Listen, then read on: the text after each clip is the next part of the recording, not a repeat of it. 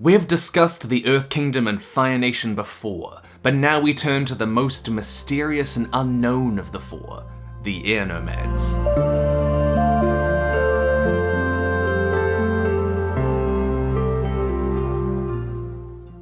And thanks to today's sponsor, me! I'm the sponsor!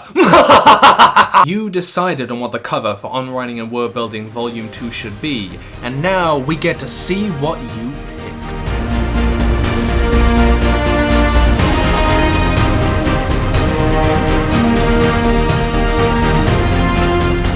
Isn't she gorgeous? Just look at those curves. Not even kidding, 35,000 copies have been sold of Volume 1 so far, and Volume 2 is here at last. This book is a codified version of all of the writing and world building stuff that we've been talking about. You know, redemption arcs, fight scenes, hard and soft world building. But this is way easier to study and reference than a bunch of videos, and it's been edited and rewritten basically from the ground up with 12,000 words worth of exclusive, extra, succulent detail. It just feels so good to have it in my hands, and you can have it in yours on November 26th. But you can pre-order it now, ebook or paperback. The paperback is going to drop on Amazon on November 26th. Links down below. What do you mean this would be a great Christmas present? Pfft, I hadn't thought of that or explicitly planned for that to be the case. Part 1. The Nation State. The Air Nomads are one of the four peoples of the Avatar world. They travel around without necessarily having a single home. But characters' understanding of what the Nomads were like is full of myths and lies and misconceptions in the series. And so I think that ours might be too. One being that they are a nation state like the Fire Nation or Earth Kingdom are, that they have a strict hierarchy of monks with a leader, laws, with them all living in these temples. You know, you might get that impression. Nation states are generally defined as 1. A clear territory largely populated by, 2. A dominant ethnic group, 3. Ruled by that ethnic group. I mean, there are a lot of other things. You could almost say that nation states are complicated! But not only did the Nomads not govern a clear territory with the Northern Air Temple being found in the Earth Kingdom itself, but they don't have a ruling state body that all of the Nomads come under, especially not one with the executive, judicial, and lawmaking powers that traditionally make up a state. There are influential monks and nuns with leadership roles in each temple, but each of the four temples were, it seems, mostly independent, more akin to how the North and South are sister tribes. And that's, by the way, a key difference between a state and a nation. A state is kind of like a political entity with power, and a nation is a group of people with a common identity. A nation state is when you have both of those things together. In reality, the Air Nomads were a disconnected community with a common culture, but mostly they didn't live in the temples. There wasn't a president monk out there going, "Ask not what your temple can do for you, but what you can do for your temple." The temples were places for raising new monks and holding festivals, but the adults just moved out and away and lived a lot more independently. The reason that people seem to think that they all lived there is because that's all that is really left of their culture. It's hard to find many of their relics elsewhere. It looks like they were connected, but not the tightly knit community that we and the characters in the series seem to imagine them as. And part of this is because we're building a culture isn't just figuring out what a culture is like, but it's how other cultures imagine them. And there are two good reasons for why the Air Nomads were so widely misunderstood in this world. Rarity and Genocide. First, the Nomads were so rarely seen and reclusive and had such a low population that they were surrounded by an air, you might say, of mystery. So much so that it's noted in Shadow of Kyoshi that people sought out their blessing for their children, and simply seeing one was a sign of good fortune or a good harvest. It was a rare thing for them to return. And in greater numbers. They took on this pseudo-mythical identity because people could not easily study or access their culture. It just wasn't brought to them as regularly as earth, fire, and water culture was through things like trade. And naturally, people tried to fit the Nomads into their understanding of how a nation worked. So they took this loose monk hierarchy that they knew was out there and applied it to a state hierarchy, imagining an ecclesiocracy, which is why characters in the series seem to not really understand nomad culture. But there's also that more sinister second element: genocide.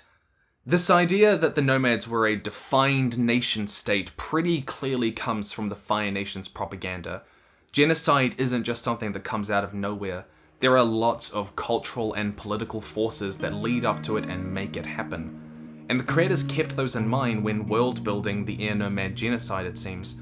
We see in the episode The Headband that children are taught that the Nomads were a formal state with a military and hierarchy like the Fire Nation's own. And that's because this is something that we see in basically every genocide. In Nazi Germany, the Jewish people were portrayed as a formal collective working together to undermine the German people, rather than the reality of a disconnected community with a common culture. It's a parallel that we can draw. There are accounts of Auschwitz workers talking about how the line between civilian and militant became so blurred for them that the systemic murder just seemed okay. It turns them into enemy combatants, which is something that Turkey continues to do in denying the Armenian genocide, insisting that it was a conflict between two parties. To be clear, it wasn't. But it becomes easier to justify systemic genocide when victims are painted this way, and it seems the Air Nomads were too.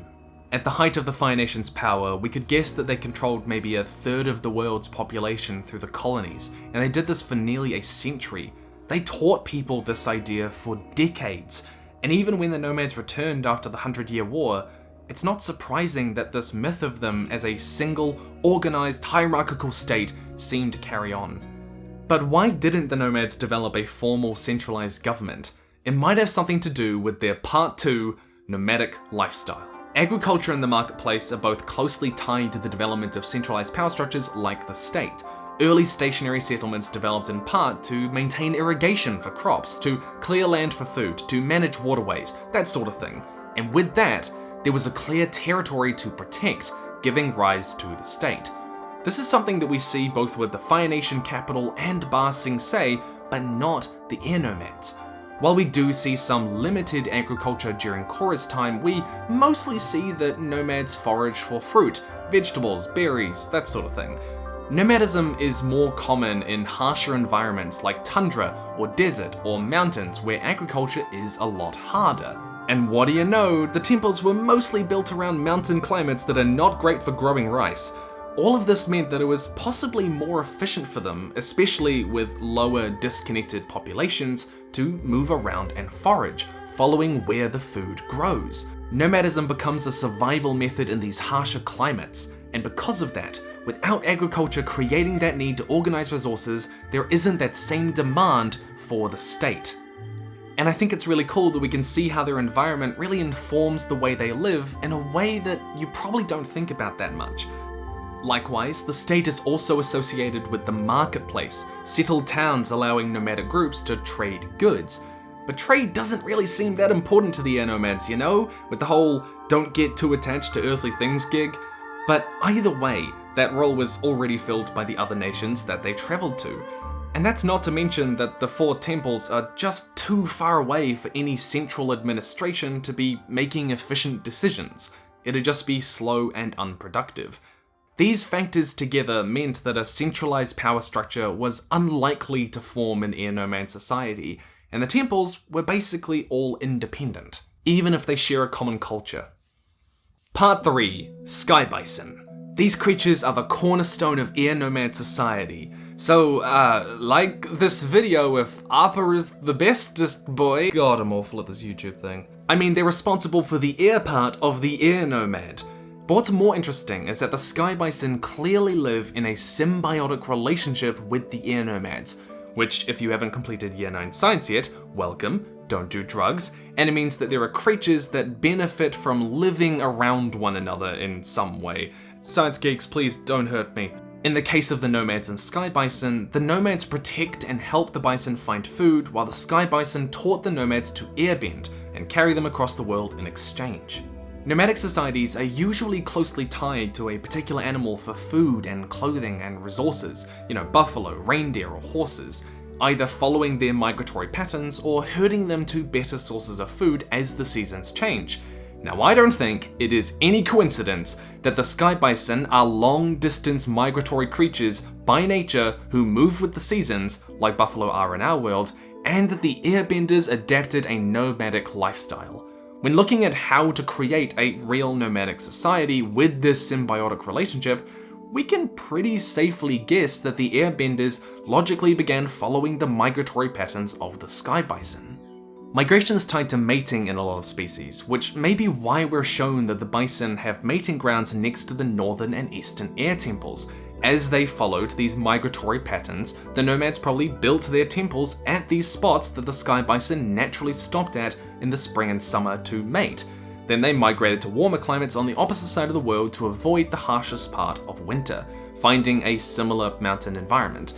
This might even explain the positioning of the 4 temples, which I've always found to be a little bit weird because they only vaguely match up with north, south, east, and west. I mean, look, I get that geography is not everyone's strong point, but this is the worst compass I've ever seen. But if the migratory patterns of the different sky bison herds looked something like this, then it makes perfect sense, doesn't it? Then naturally, over time, people would just start attaching those names to them, north, south, east, and west. In other words, the sky bison aren't just responsible for the air part of Air Nomad, but the nomad part as well. Part 4. Airbending. Like each of the cultures in The Last Airbender, bending deeply informs the world building of nomad life. The games they play, how they move, how they build their homes. You can actually look at the temples and you'll see that they don't build many pathways around their temples because they can just fly, and they especially don't have railings because they assume people aren't going to fall. But of course, the most notable influence airbending has seems to be in their philosophy. Non-violence, respect for the sanctity of all kinds of life with an emphasis on spiritual enlightenment and not becoming attached to the pleasures and pains of the earth. As much culture as it is philosophy. It's why Aang is vegetarian, it's why they wear minimalist clothes, it's why they accept same-sex relationships. Because understanding these tenets makes you a better airbender. For a while I questioned how realistic it was that this large community of thousands of people were so rigidly dedicated to this very restrictive lifestyle, because communities like this are typically quite small. And then I learned that there were 300,000 Amish people, you know? I'd say good on you, but I know you won't see this video. And then I realized something else as well. They didn't just have a symbiotic relationship with the sky bison, but probably with the spirits as well. I will admit this is getting closer to speculation, but the Air Nomads are the only civilization where all of their children are born as benders. Bending is, of course, a huge advantage. It makes it easier to travel, to gather food, to survive. But the reason that they were always born as benders was because of their spiritual lifestyle. And if that's the case, then I could very easily see how nomad culture developed this intense religious devotion to the natural world and non-violence because it attracted the spirits. That gave them airbending, and we see that the spirits do hang around the temples. Spirits also make the natural world flourish, which may have made foraging and nomadism even easier. Good world building sees all of these things working together, and here the nomadic lifestyle is the result of their hostile environment, their relationship with the sky bison, and their relationship with the spirits, it may seem. However, I also think this is one of those misconceptions that we talked about before. Think about the mythologized or romanticized ideas we have about ancient civilizations or indigenous groups that have long been wiped out or evolved. We overemphasize cultural elements that distinguish them from us, especially idealistic or violent ones, when these people were nearly always more complicated than that. This has pretty clearly happened to the Air Nomads. People imagine them as these paragons of spirituality who were always perfect and always wise and always at one with nature. And while they were a lot like that, they were not as rigid and restrictive and perfect as people think. Shadow of Kyoshi has an air nomad bless some Earth Kingdom people by just blowing air in their direction, and he goes, "You know, I have no idea if that works, but it seems to make them happy." They literally often made up blessings in exchange for food and lodging as they traveled. We also see that the monks are petty and bureaucratic, and they weren't all detached and above violence. While vegetarianism was common, it wasn't universal. Much of it is exaggerated, even if it has a kernel of truth. And I mean, that's quite a realistic portrayal of how we mythologize cultures from the past.